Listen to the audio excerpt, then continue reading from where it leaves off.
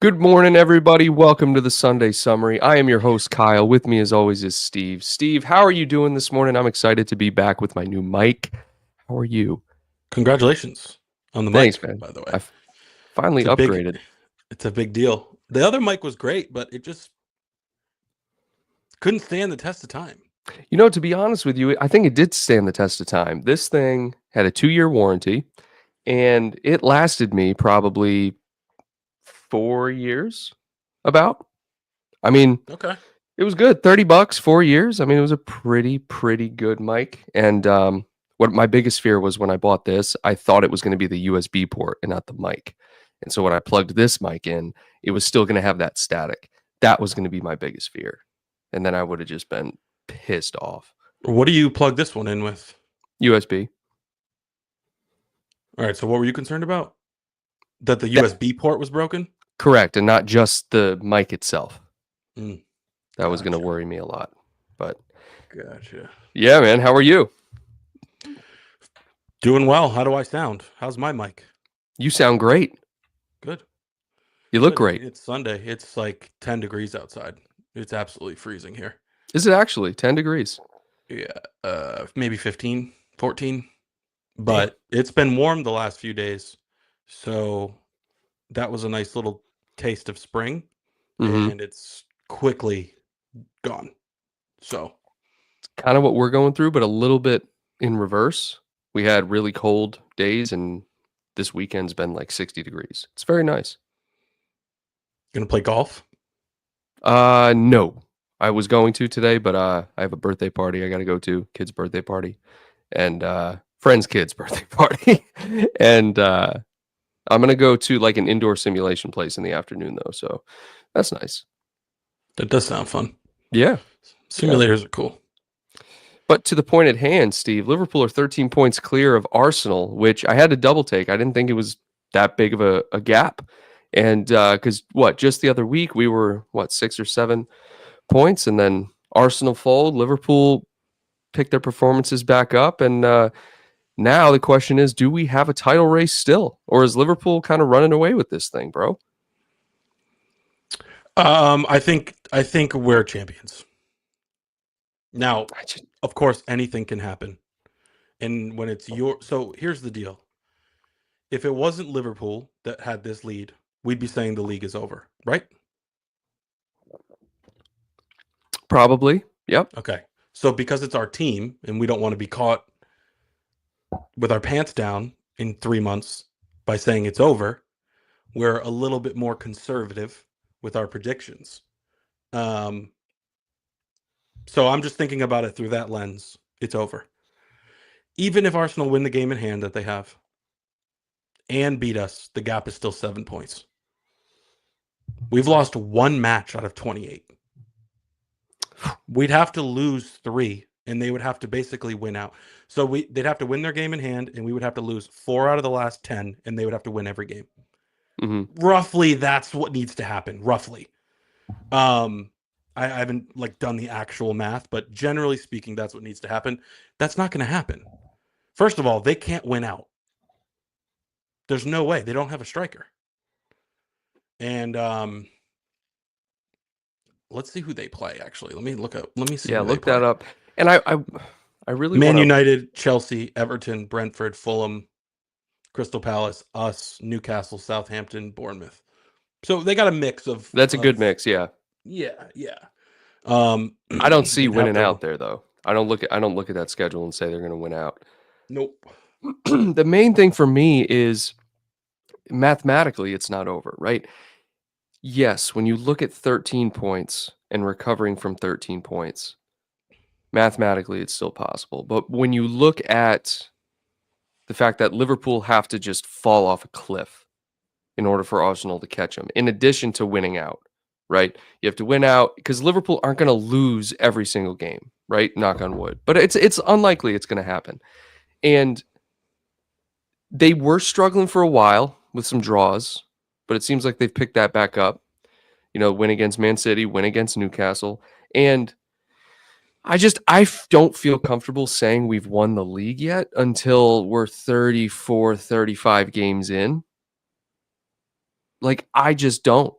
Well, at that point, we'll have it clinched. So I know, but I can't look at a 13-point gap with how many games are left? 9? 10? we have 10. 10 They left? That's a lot of points, man. It's a lot of points to be had. So that's where I stand on it. I want to go over to the chat and say, oh, I removed that comment on accident. Oyvind, been a channel member for 44 months, man. Congratulations and thank you very much. Arsenal going to give us a second guard of honor, and that's going See, to I be like epic. this. I Yeah. like this because that game's in May 10th. Let me actually go back here really quick. It's the third to last game of the year. So the Arsenal would have they play on the 18th and then the 25th to round out the year, the Premier League season. At that point, it should be clinched. So they will be giving us a guard of honor, and that's going to feel so good. The look on Arteta's face when that happens is going to be the highlight of my life potentially. Damn, really? Oh yeah, I'm worried about you. yeah. I've never wanted. I want to beat Arsenal to this title more than I ever wanted to beat City to a previous title. Damn. I can't say Yep. I can't say the same. What do you guys think in the chat about that? So, what makes you say that after going head to head with City for 7, 8 years and losing to them by a point, what, twice, something like that, and then winning 4 in a row and all that stuff? What makes Arsenal so much more satisfying to beat than Man City for you?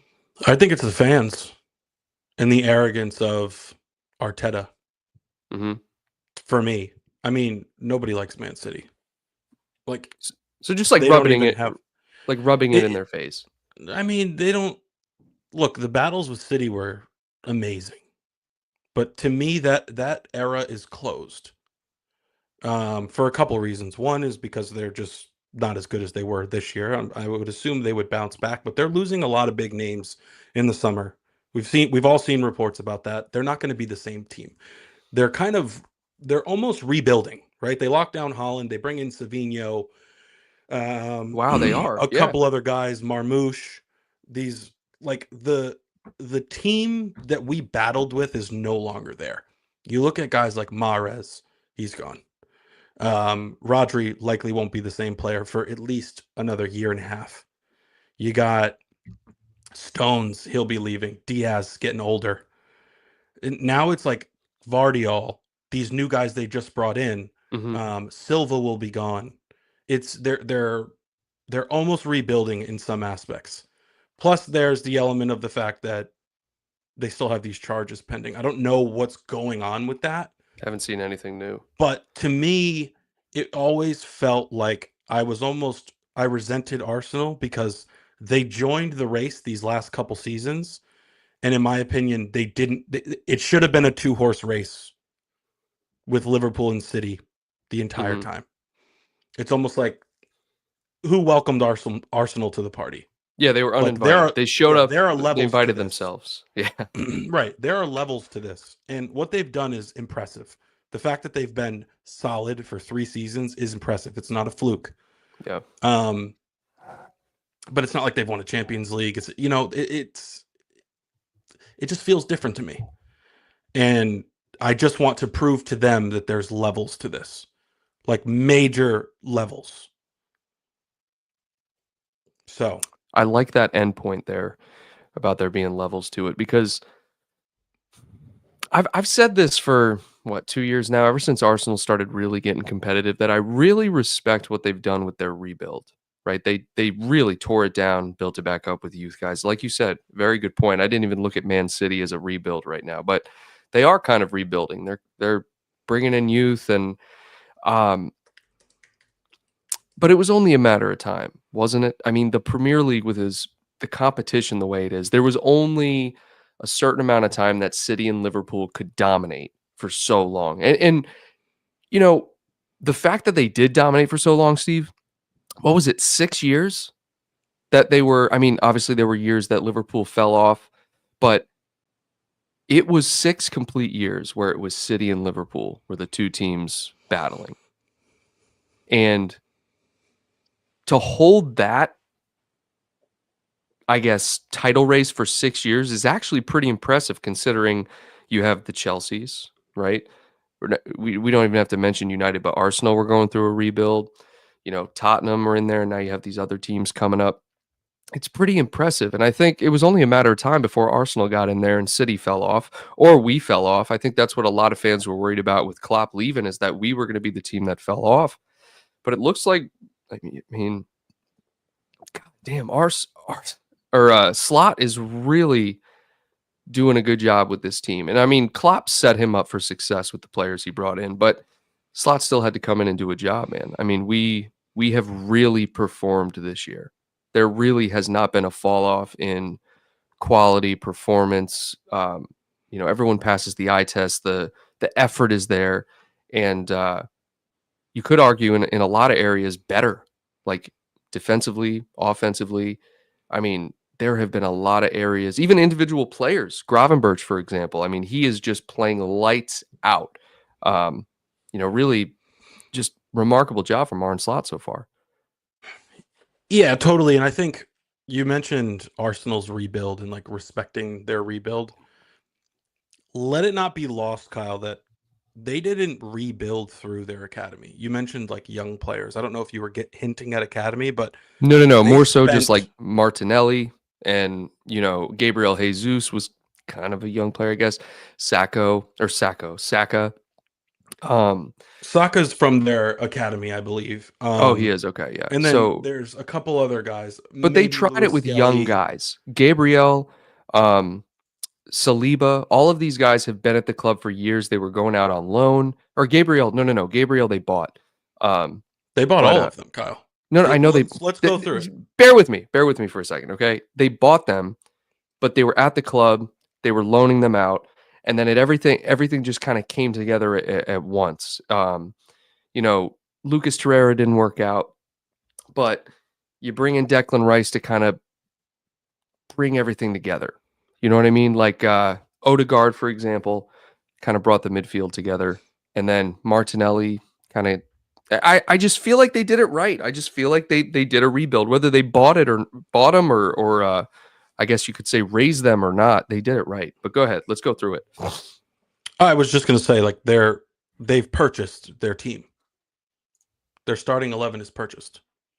So they have, let's go through it. Saliba, Gabriel. They've purchased 3 or 4 goalkeepers. Oh, the over goalkeeping last thing is 6 or crazy. 7 years. Yeah. Zinchenko purchased. Ben White purchased. The whole midfield. Odegaard, Partey, Declan Rice. That's 170 million right there. And then Jesus, Zinchenko. Did I already say Timber? I think I did. No, Calafiori, Martinelli, Calafiori, Raheem Sterling now, Kai Havertz. Kai Havertz. They've bought the whole lineup aside Right. from Saka, and I guess I don't know if Wanjiri and Lewis Skelly. I think they may have come through the academy, but either way, those guys are playing because of injuries and whatnot. Arsenal have spent a ton of money. Now, of course, there are other teams that have spent more. United. Yeah, potentially United. I don't know what that is. But Chelsea, of course. For a while there, City was spending a lot. They hadn't until a couple weeks ago, right? Mm-hmm. So, yes, they rebuilt. They brought in a new manager. But at the end of the day, the main point is there's levels to this. There's levels to this. Have you seen them in the Champions League final? Have you seen them come close? No. They took advantage of the fact that we had slipped up a little bit and they slipped into second. And then last year, of course, like I blame that fully on us, that collapse at the end with whatever, 5 or 6 games to go. So of course. Now it's just a matter of that guard of honor in May. I can't wait. I think when I say, they did the rebuild right, you don't necessarily have to rebuild through the academy, right? I mean, sometimes you just don't have the talent there to rebuild. But I will respect a team more that do it through the academy. And I know that Liverpool have a great balance of bringing in players, but also promoting academy players. I mean, they've been doing it consistently for a while. Doug, wow, 800 million Arteta has spent at Arsenal in 5 seasons. It's a lot. I wonder how much Liverpool have spent in 5 seasons. I mean, I don't know, but Declan Rice 105, Kai Havertz 65, Aubameyang, I mean that was different, 56, Ben White 50. There's a lot they've spent, man. They've Mm, spent they've spent some serious dough. they have. They have. Mikel Marino, we forgot to mention him. Oh yeah. These are those are, like newer players, I feel like. But I guess, and I think everyone in the chat is bringing up pretty decent points, sarcastically at that. But Oyvind saying they rebuild a top four team. Um, you know, what else did he say? He said Arteta's spent so much money they could have bought 20 Salos. Um, he said they did it so right. Arteta have less trophies than Eric Ten Hag. I don't know if that's true. They might have the same. I don't I'm know. just looking at who they've signed, and I'm just like, wow, dude. Let me just rip through this list really quick. Go for it. Gabriel, 26. That's the center back. I know. Kieran Tierney, 27. Ramsdale, 28. Torreira, Where's that doesn't Tierney count. at? Is he even playing for them? Who? Kieran Tierney. I don't know where he's at right now. I don't know what he's doing. Torreira doesn't count. Saliba, 30. Great buy. David Raya, 31. Goodbye. Mikel Marino, 32. Fabio Vieira, 35. I don't even know where he's at. Oh my God, I remember That that was just signing. 2 years ago. Yeah. Zinchenko, 35, Kyle. Mm. Odegaard, 35. Goodbye. Yeah. Timber, 40. I don't agree with that. Calafiori, 45. Thomas We almost Partey, got him. 50. Thomas Partey, 50. Gabriel Jesus, 52.5. Ben White, 58.5. Brighton just stay finessing teams. Kai Havertz, 75. Pepe doesn't count. Declan Rice, 116. Pepe definitely counts. I'm sorry. Pepe, when you No, spend not for when that you spend wasn't 72 million on a player, you say his name. I don't think that was Arteta. I Oh, think that either was way, under I don't Emery. care. That's why I Still part skipped of it. guys like Ozil, Xhaka, Sanchez. I skipped those guys because All right. we're That's a good talking point. about. So let me just wrap this up really quick. Let's see who else we got. I think your point. Your point is solid, right? Trossard. Trossard, yeah. You can't forget Trossard. Now you have Sterling coming in, right? Kiwi or Marino. Tomiyasu. Dude. Oh my God, all these Tomiyasu, yeah. players, dude. Yeah.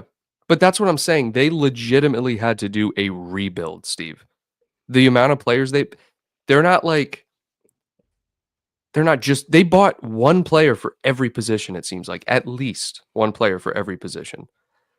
That is the definition of a rebuild. That's like tearing it down, building it back up, and just seeing if it works, right? And so in that sense, I really do respect what Arsenal have done. That doesn't mean I like Arsenal, doesn't mean I like Arteta, but you still have to objectively respect that side of it. But they won the calendar year Prem. Yeah.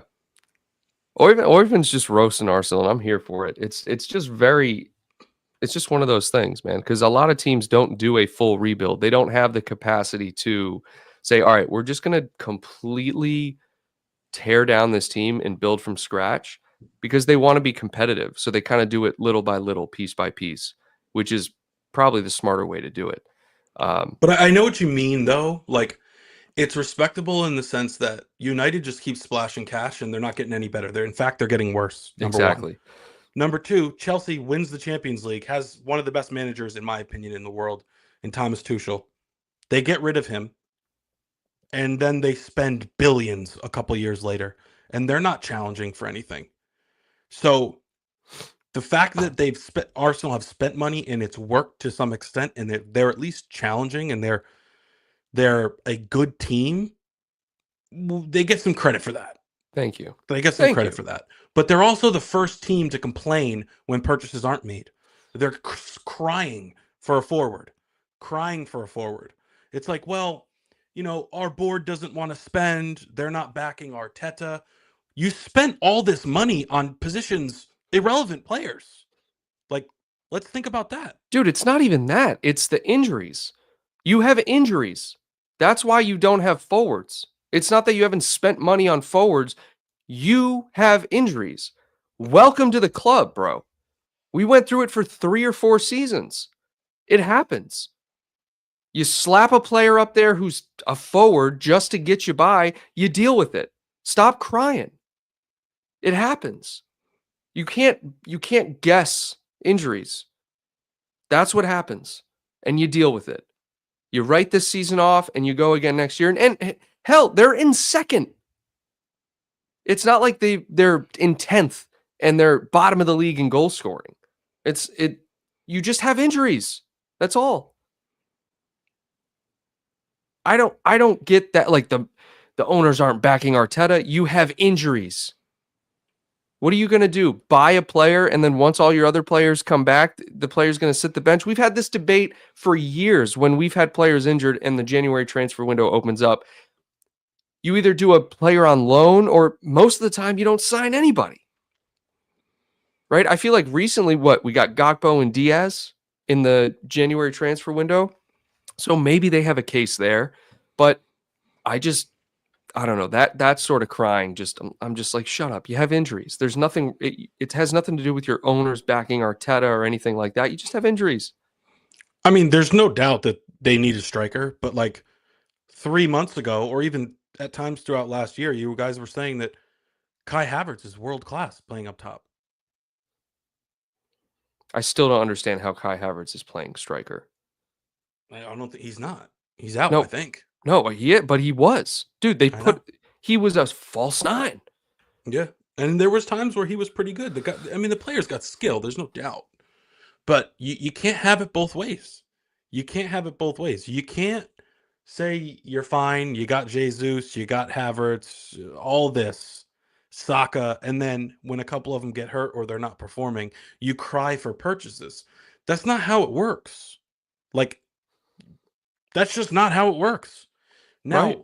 It could work that way. There are teams that will just buy, and Chelsea's an example, United's an example, Arsenal's an example as well. They just haven't bought for center forward. So, I don't know. And I don't care. I mean, I don't I'm care. not, I love the whining. I mean, we're not for immune nothing, to it Kyle. either, though. Jota's out all the time. Well, look, Nunez can't hit the wide side of a barn. Like, Gakpo's been hurt. Diaz has been up and down. Soboslai was shit for 6 months. Yeah, he was ass for 6 months. Come on. But let's play devil's advocate here too. I mean, when we had the injury crisis, right? The entire fan base, us included, were like, dude, you have to buy someone. You have to. You have no one available, right? You're playing Reece Williams and Nat Phillips, legends, by the way, at center back in the Premier League. You have to buy someone. We were crying for that. Didn't happen. We loaned. No, wait. We bought Ben Davies. We bought Ben Davies, guys, in case you forgot. Yeah. Oh, yeah, that's right. In case you forgot. Yeah, we splashed the cash. We really did. All 2.6 million. So I get it, right? But isn't it satisfying a little bit to, like, when you're not in that situation, just kind of like shit on the team that is? Yeah, I mean, it is it's very satisfying because it's reality. They're getting a reality check. And Kyle, let me ask you this: let's say Nunez was hurt, Gakpo was hurt, and Jota is hurt. Oh no, Gakpo's fit. Who's going to play striker? Say that if Nunez is injured. Salah on the left. No, who's injured? Just tell me. On the right. Jota and Nunez. Who's going to play? Diaz is playing. Okay, right. He's a winger. He's not a striker. Right. Why don't they just put in Sterling and stop crying? He's a winger. Use your attackers. Move people around. So is Martinelli healthy? Are they going to put Martinelli on the left? But I'm just saying they're playing Mikel Merino up there. It's a joke. It is a joke. And you have Sterling on the bench. Like, Sterling is not the same player that he once was, but you bought him for a reason, and he's pretty damn good. Like, I mean, things are different now. I get that. Things are different with Sterling, but he's played in the Premier League for a long time. Yeah. He's fit. He's still fast. He's got a decent IQ of the game, and he's played up the middle 100 times. He's played as an attacker in multiple different systems. He's been moved around. Sure, his preferred spot is probably on the left, but so is Diaz's, and we still plug him in the middle. It's Yeah, I not don't the end know. of the world. You have players that can attack. Use them. The only thing I can think of is why you would put Marino up there as opposed to Sterling is the way that the middle attacker is being used. Because if you're a midfielder, if you're a pivot midfielder, for example, you have the ability to receive the ball at your feet with your back to goal, turn and pass. If Arteta's looking to play a false nine system or even a hold up striker system, that could be beneficial as opposed to Sterling, who's more of a direct player. He's not going to receive the ball at his feet and dish it off. So that's the only thing I can use to justify it. But generally speaking, you want an attacker playing in an attacking role, even if you're not used to playing in the middle. And I don't know what they're doing. It's kind of crazy. Now, to be fair, didn't we put Wijnaldum at striker once? Yep. But he used to play striker. He used to play forward at Newcastle. Well, maybe Marino did. Oh, Marino. Dude, Marino I'm playing scored 2 devil's goals. advocate, man. No, I know. Marino scored 2 goals like 2 weeks ago. They like pushed him up front and he scored 2 goals. And then they started him again. And it's not going to work. Well, it's kind of like Kai Havertz. I guess that's kind of what's happening there. Carlton here. What's up, man? Asking why did he sell Nketiah? That's a good question. It's probably up to Nketiah saying, look, why am I not getting playing time? Sell me. Might have been one of those things. But Arsenal are a team that are a good team, and they've taken advantage of City's struggle this year, and they find themselves, I believe it's 4 points ahead of City. Could be wrong about that. 4 points ahead of City, but 13 points behind. Excuse me. Not 4 points ahead of City. They're 6 points ahead of Forest and 7 points ahead of City. So now that I look at the table, man, you may be right. Maybe the title race is wrapped up. As long as we can get results for the rest of the season, it's going to be very hard for them to catch us. Extremely hard. And not to mention, when we play them on May 10th, that's at home. It should be wrapped up by then, but let's just say it's not. We're home. We shouldn't lose that. Draw, at least. Of course. Absolutely. So regardless, we'd have to fall off a cliff, and then we'd have to lose to them at home. Lots of things would have to happen. I'm not stupid. We're not going to count our chickens before they hatch. We're not going to count our chickens before they hatch. I understand, but I'm not stupid. To me, with the form they're in and the form we're in, it looks like we're not slowing down, Kyle. Our players look hungrier than ever right now. The way they were sprinting, defending against City, against Newcastle. I mean, with like a 2-goal lead in these matches, they're working harder than I've ever seen them work. They want it so bad. It so bad. How much of that is a testament to the manager? Because I think it is, obviously the players want it, but I think Slot has set this standard, and you've heard players say it, like Trent, for example, the attention to detail. But the team is a reflection of the manager. And when I look at Slot, I see a guy that is just so about his business. Like, I don't care if we're up 8-0. If you have a bad play, right? If you miss 3 aerial duels in a row, he'll bench you, right? Like, he's so about the details, the effort. And I think that's just reflecting in the team now, right? Even with a 13-point lead now, like you said, you're going to see a team that is all out sprinting, all out effort. And I love that. We all love that. And if this is true, what's up, Jordan? We have 7 home games left, I believe. Let's plan for the parade. If this is true, then, and I didn't know this. I think I had heard that we had a lot of wrap games left. Then it's definitely over. Anfield will will us. They will will us, the team, to the trophy. There's no doubt. Think about that. Think of that place is going to be rocking. No, seriously. Any of you that have a Crazy. chance to go, please film a video and send it to us on Twitter or email or whatever, because I would just love to see what it's like from like firsthand. And especially since the during last during time these we were matches. in a title race, I mean, or last time we were in contention to win a title, stadium was empty, right? Well, no, that was last year we were in contention. No, no, no. That's why I clarified and said the last time we were like to win the title. I mean, like we were planning to win it. We're 13 points ahead, not in a title race. Yeah, there's stadium no was race empty. right now. By Yeah. the way, like there's no title race.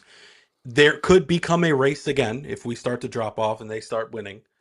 But yeah, right now it is not a race, and that feels really good.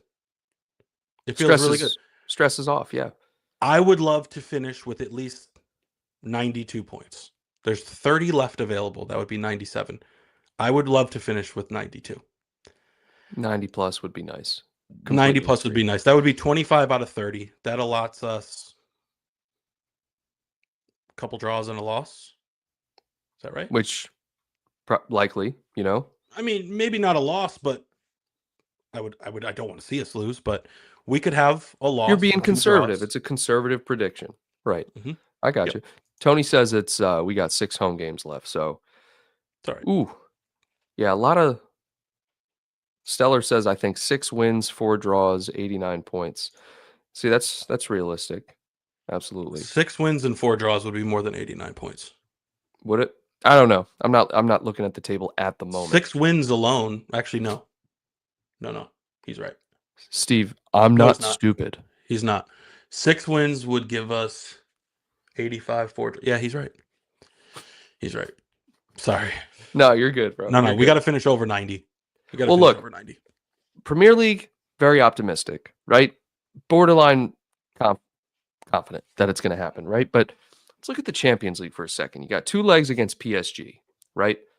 Traditionally, I look at PSG. If I'm not playing PSG, and I'll say this anytime, any day, PSG are terrible. They're a terrible football team, okay? They're only good because they play in a shit league. They're not a good football team. I don't care. I don't care who you ask. They have great players. They're not a good team, all right? But then you put us up against PSG in the Champions League, and I start to sweat a little bit. How do you feel about the 2 legs, bro? I mean, we should win. I'm not worried.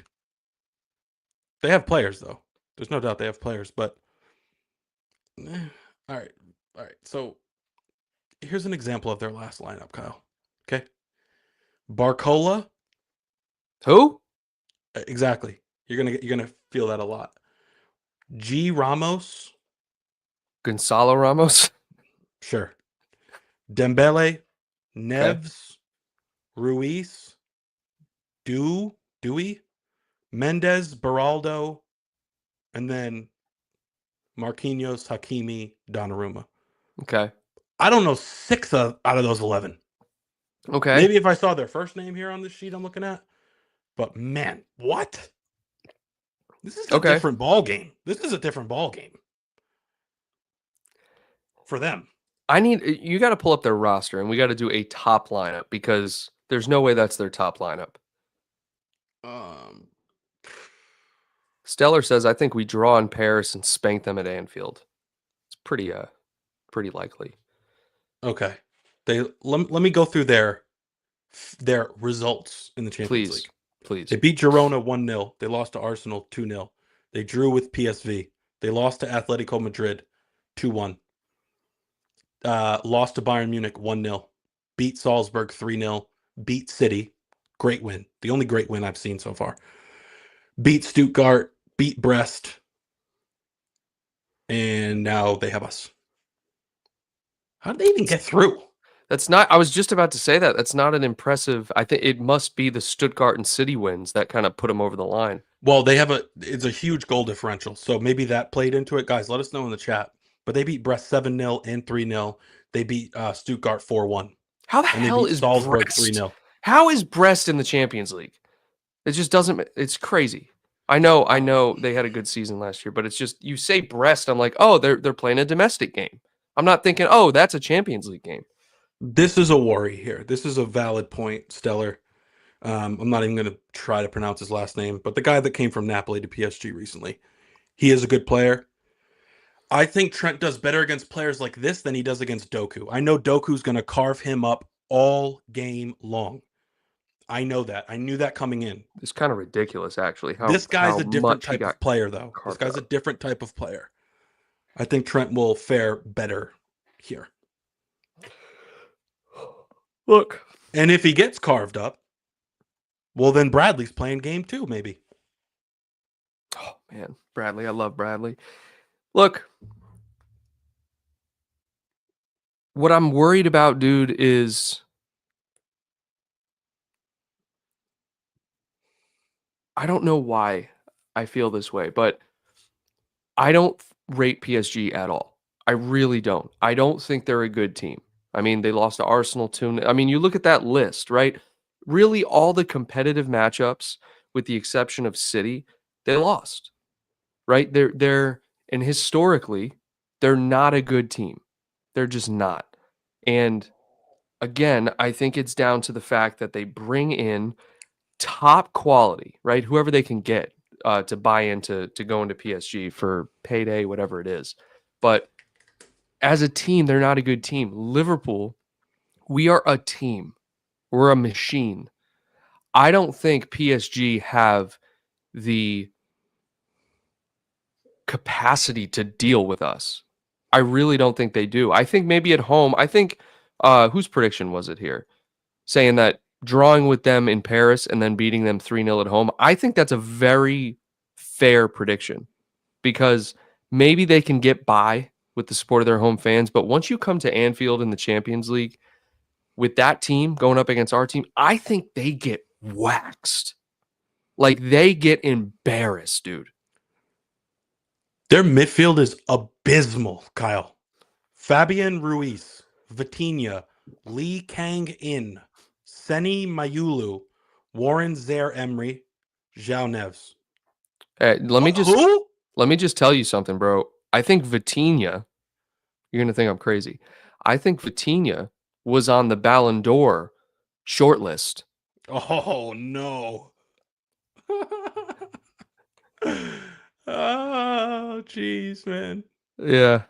I will Fabian say, Ruiz is solid, I guess. yeah, we were linked with him for a while, but Hakimi and Dembele. Dembele's been pretty solid since he moved to PSG. But For a team that again, spends so much money, this is awful. oh, it's bad, right? This is embarrassed. They should be embarrassed by the teams they put out. They just they're a worse version of United, I feel like. Whereas, so here's the thing: United spends so much money on players, but they can't quite get the players they really want. Like they get good players, but it's not like it's like, all right, we're aiming for this top tier player, but we can't convince them to come because we're like in a sinking ship. Let's get the second tier player. And it's just not working. PSG, I feel like they can convince the top player to come, like Vatakar Shakili or whatever the hell his name is. They're like, okay, we can convince him to come to PSG. We can convince Donnarumma to come. We can convince Hakimi, you know. But that pull is gone, Kyle, because Neymar's gone, Mbappe's gone, Messi's gone.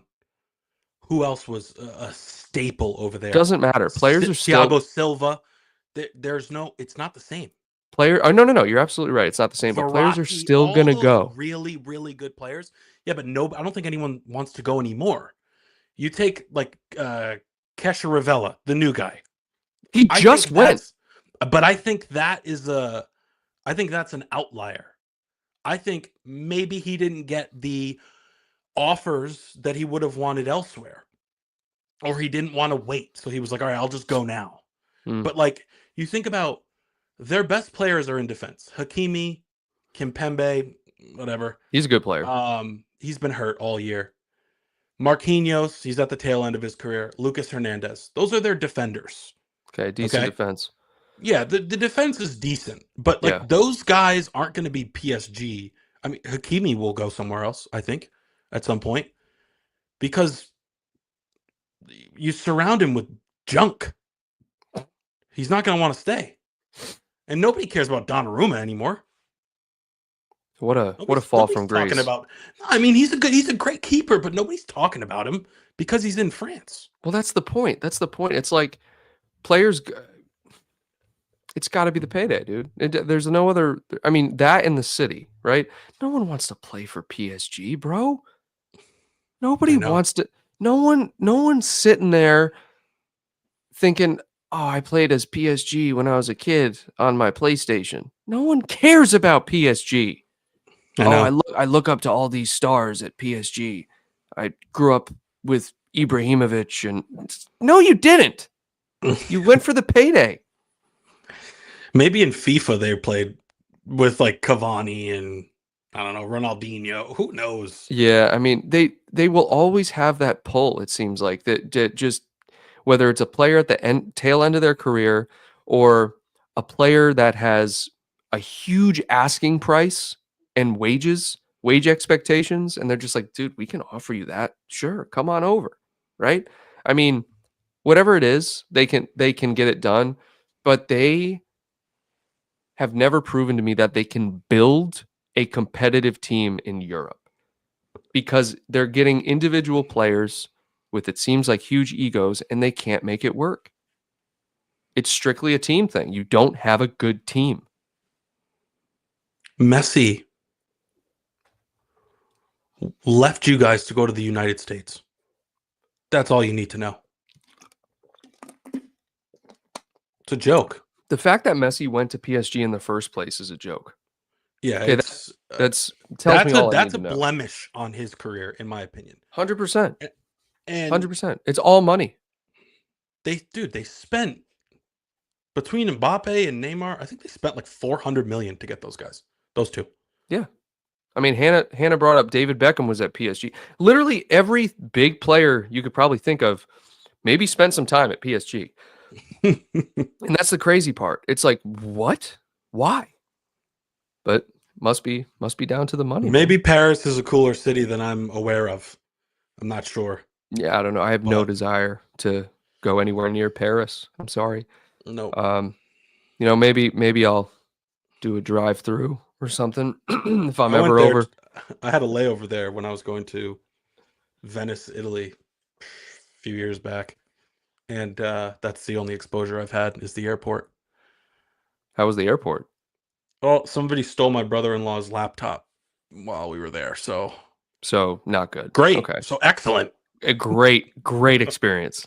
They have Yeah. two airports there. I think they have two big airports. Yeah. I Well, think. so PSG, I think we pull through. I really do. Um, Another thing I wanted to discuss, dude, is the Klopp documentary is officially out on Prime. Now, to my understanding, it's only available in the UK. Because I went to watch it and said it's not available in your area. Kind of pissed me off. So I ended up getting a link to watch it. I watched the first two episodes, man, and it's pretty cool how they did it, right? They have, it's kind of like parallel chronological order. They start from the beginning and they go back and forth between like his last 6 months and then from the beginning. And they kind of like they're working towards meeting in the middle. Um, it's really good so far, and I highly suggest you watch it. But one thing I'm getting from watching Klopp develop as a manager is this guy kind of didn't know what he was doing at first. He just happened to be good at being a manager, bro.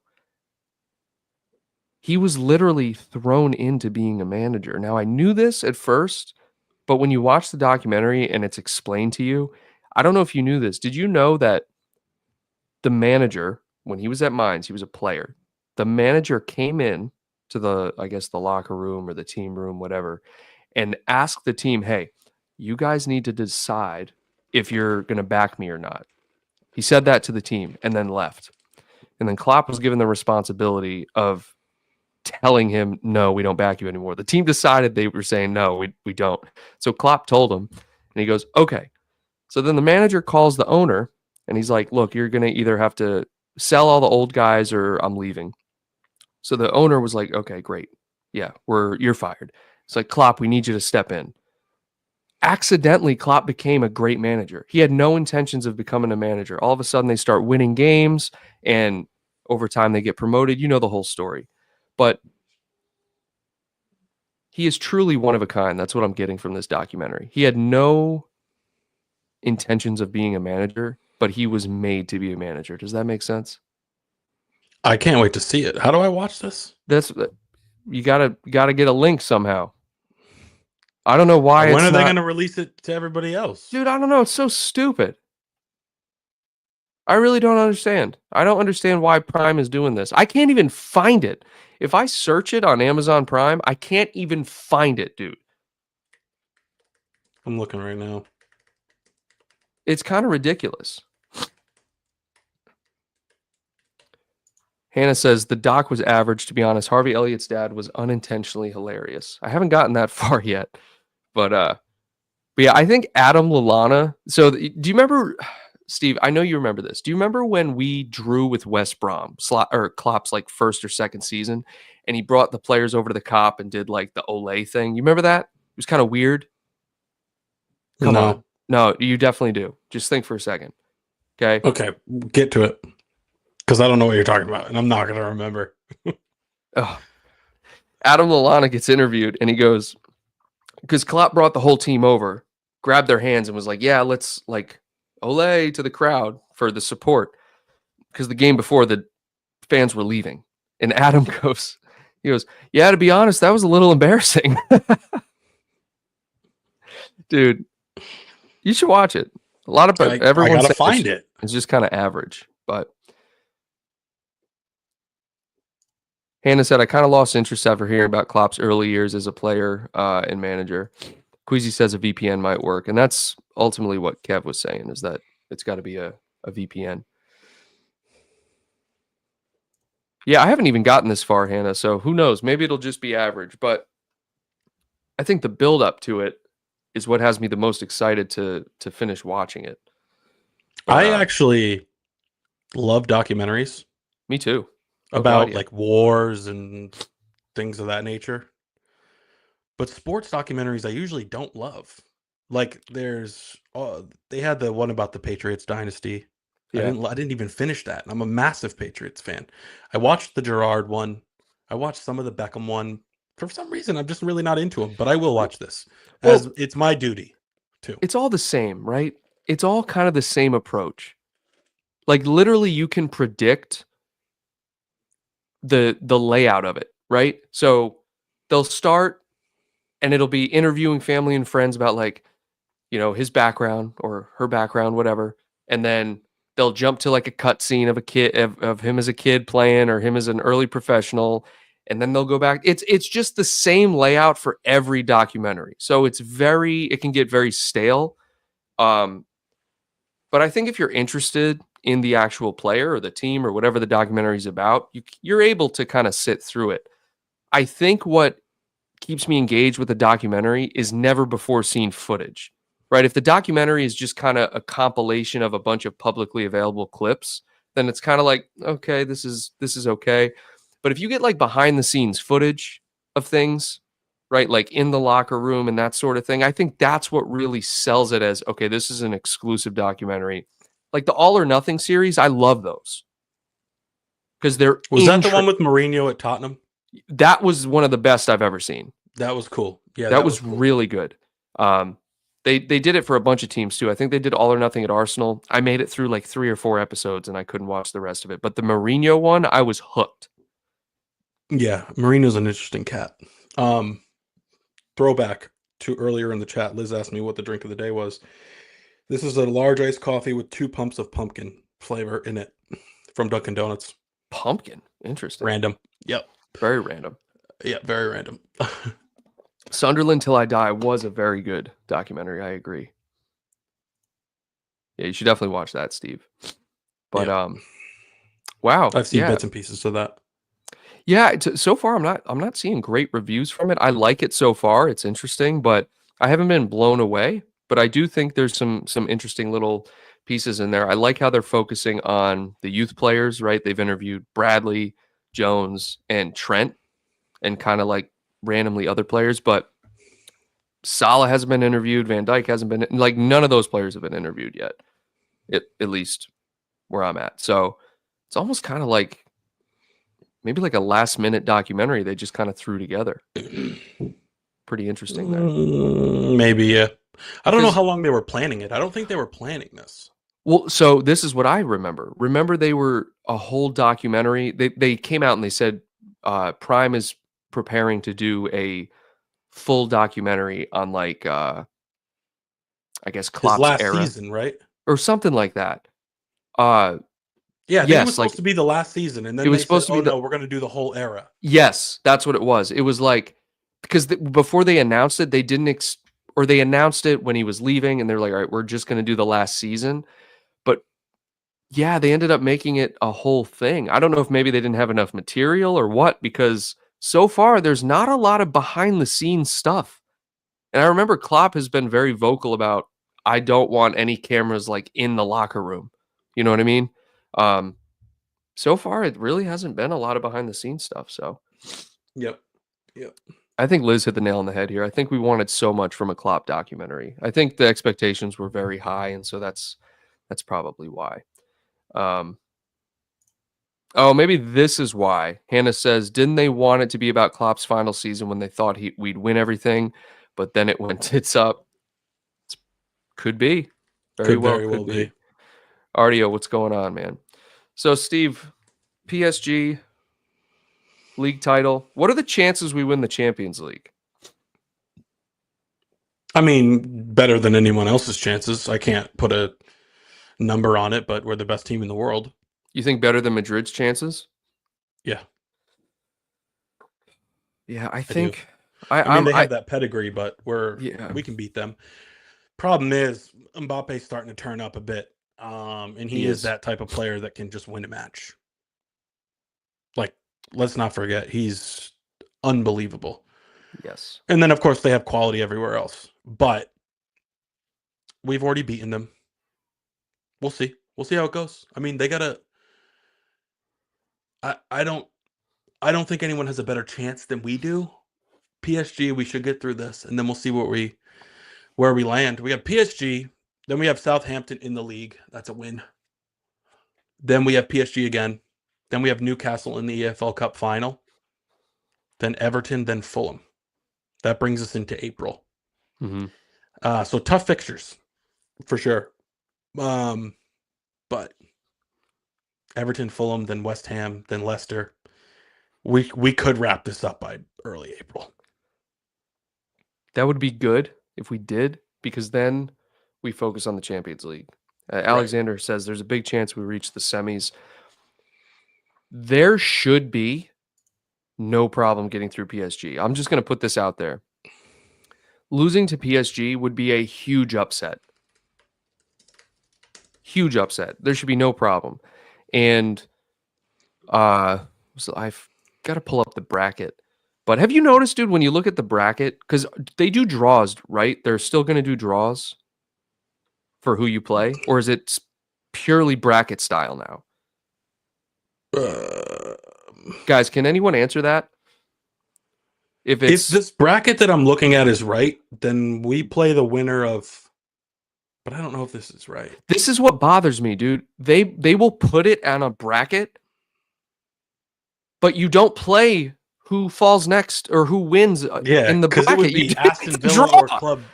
It would be Club Bruges or Aston Villa, and Oh, then you'd be in the quarterfinals after that. So that seems too good to be true. That those are our next two options. wait a minute. So if we beat PSG, we're in the last 16. Yes. Interesting. Okay. So Queasy says, I thought it was a tournament bracket. So thank God. Okay. Now we can actually trust the bracket, because before they would put it we're as in a the bracket. 16. Actually, we're in the round of 16 That's right what now. I thought. Dude, that's what I thought. I'm like, what are you talking about? 32. Yeah. Okay. So Stellar says, I hate the new format. Um, but dude, I was tired of, like, for example, when you played FIFA, you remember they would show you the bracket and you're like, oh, theoretically, if I win, I play this team, but there's a draw and you play a completely random team. Stop putting on a bracket then. Mm-hmm. You know, now it's a bracket style. So we play Villa or Bruges. We'll probably end up playing Villa. And then Madrid in the semis? Is that what you're telling me? No. If this bracket is correct, then it would be either, oh, yeah, Real Madrid, Atleti, PSV, or Arsenal. That's who we would meet in the semis.